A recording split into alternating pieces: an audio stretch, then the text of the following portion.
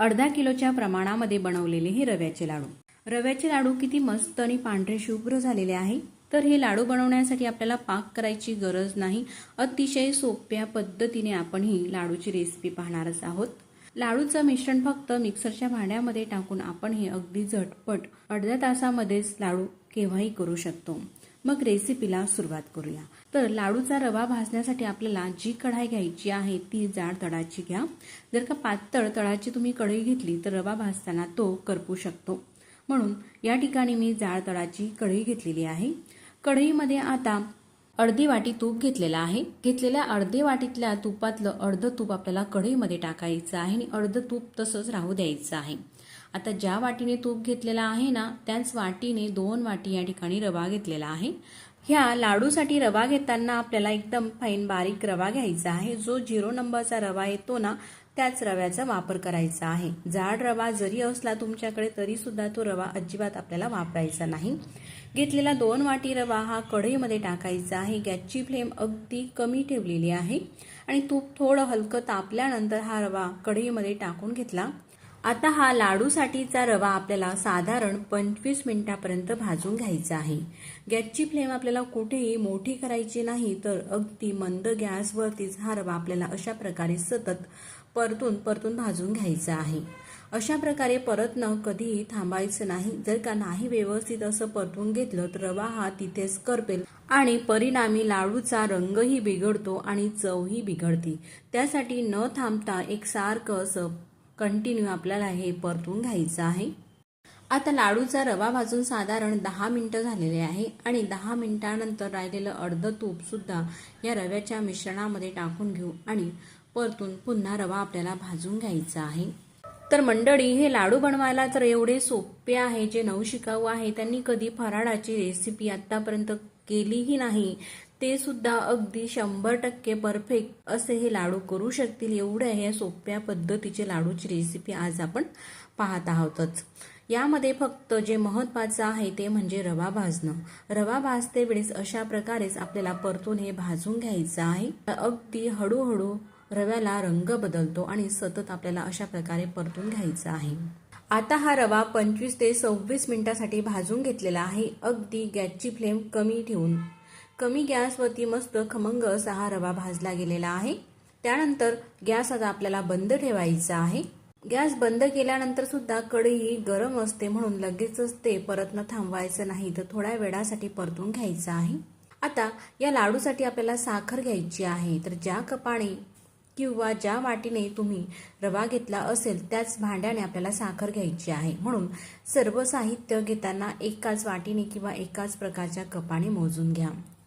तर साखरचं वजनी प्रमाण हे 250 ग्रॅम आहे आणि वाटीच्या प्रमाणामध्ये घेतलं तर 1 वाटी आणि थोडीशी वरती घ्यायची आहे, म्हणजेच पाव वाटीपेक्षा थोडी कमी घेतलेली ही पाव वाटीपेक्षा थोडी कमी साखर मिक्सरच्या भांड्यामध्ये टाकायची आहे. त्यानंतर ही 1 वाटी घेतलेली साखर सुद्धा टाकायची आहे. साधारण 2 वाटी रव्यासाठी आपल्याला 1.25 वाटीपेक्षा थोडीशी कमी साखरेचा वापर करायचा आहे. घेतलेली साखर मोठ्या मिक्सरच्या भांड्यामध्ये टाकून बारीक अशी दळून घ्यायची आहे. तर ही दडलेली साखर पुन्हा मी वाटीच्या प्रमाणामध्ये तुम्हाला दाखवते. जर का तुमच्याकडे दडलेली साखर असेल तर तुम्ही किती घ्याल, तर 1.25 वाटीपेक्षा थोडीशी कमी घेतलेली साखर ही दळून 1.5 वाटी झालेली आहे. जर का ऑलरेडी दडलेली साखर तुमच्याकडे असेल तर 1.5 वाटी साखरेचा तुम्ही वापर करायचा आहे. ज्याही वाटीने तुम्ही रवा घ्याल त्या वाटीने. रवा भाजण्याच्या आधी साखर आपण ही मिक्सरमध्ये दळून ठेवायची आहे आणि मग रवा भाजून गॅस बंद केल्यानंतर रवा हा गरम असतानाच त्यामध्ये ही दडलेली पिठी साखर टाकायची आहे. पिठी साखर टाकल्यानंतर अजिबात आपल्याला गॅस चालू करायचा नाही. फक्त गरम रव्यामध्ये साखर आपल्याला टाकायची आहे आणि ती मिक्स करून घ्यायची आहे. अशा प्रकारे गरम रव्यामध्ये साखर टाकून घेतली तर ती चांगली अशी मिक्स होते रव्यामध्ये आणि लाडू खाताना खरखरीत असे लागत नाही. आता ही पूर्णपणे साखर मी मिक्स करून घेतलेली आहे. पूर्ण रव्यामध्ये मस्त अशी साखर ही एकजीव झालेली आहे. आता कढई जी आहे ती आपल्याला खाली उतरून ठेवायची आहे आणि यावरती झाकण ठेवू. रवा गरम आहे अशी एक वाफ काढून घ्यायची आहे. जोपर्यंत रवा हा गरम राहील तोपर्यंत झाकूनच राहू द्यायचा आहे. रवा गार होईल साधारण 15 ते 20 मिनिटं लागतात पूर्णपणे रवा हा गार होण्यासाठी. आता 15 मिनिटानंतर मी तुम्हाला दाखवते. रवा हा पूर्णपणे गार झालेला आहे, अजिबात हा गरम नाही. रवा हा मी तुम्हाला परतून सुद्धा दाखवते. साखर ही पूर्णपणे विरघळलेली आहे रव्यामध्ये. त्यानंतर मिक्सरचं भांडं घ्यायचं आहे. ज्या भांड्यामध्ये साखर बारीक करून घेतली ना तेच मी मिक्सरचं भांडं या ठिकाणी घेतलेलं आहे. आणि त्या मिक्सरच्या भांड्यामध्ये हे रव्याचं मिश्रण टाकायचं आहे. असं थोडंच टाकायचं आहे, साधारण 2 ते 3 चमच, आणि मिक्सरला फिरवून घ्यायचं आहे. तर मोठ्या भांड्यामध्ये हे व्यवस्थित फिरलं जात नव्हतं म्हणून मी लहान भांडं घेतलेलं आहे. तर किती वेळ फिरवायचं? जास्त वेळ जर का फिरवलं तर साखरला पाणी सुटेल आणि गरम गरम मिश्रण जर का फिरवलं तर जास्तच पाणी सुटेल. म्हणून हे मिश्रण रव्याचं गरम असताना अजिबात फिरवायचं नाही.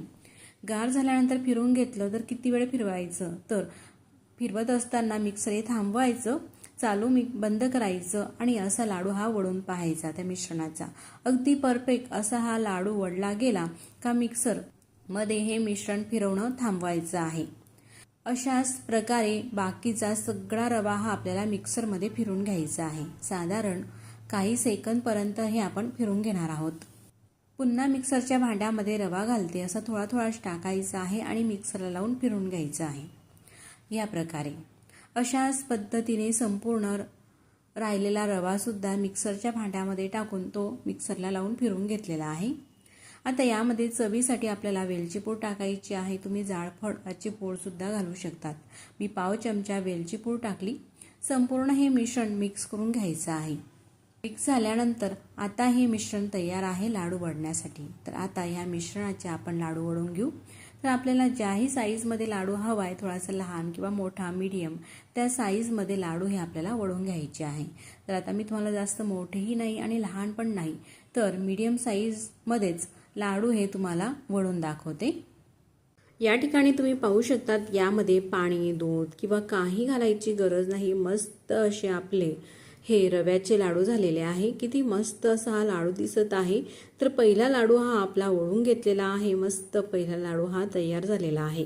हे लाडू आकर्षक दिसण्यासाठी ड्रायफ्रूटचे बारीक काप करून तेही लावू शकतात किंवा किसमिसही लावून घेऊ शकता, किंवा काही न लावता असे प्लेन लाडू सुद्धा छान दिसतात, पांढरे शुभ्र असे.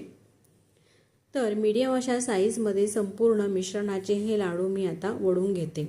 अगदी भराभर हे लाडू वळले जातात. तर मैत्रिणींनो, या लाडूमध्ये चुकण्यासारखं काही नाही.